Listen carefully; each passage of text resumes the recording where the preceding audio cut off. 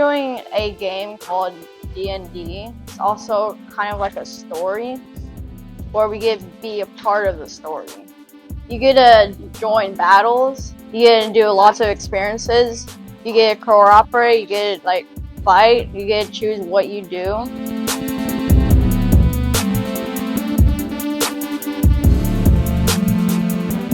Because of the stigma around Dungeons and Dragons, being, with the mathematics of it, the tabletop gaming of it, the nerdiness of it, that it's okay to express yourself in more than just simple hobbies, that you can have more complex and non-conventional hobbies.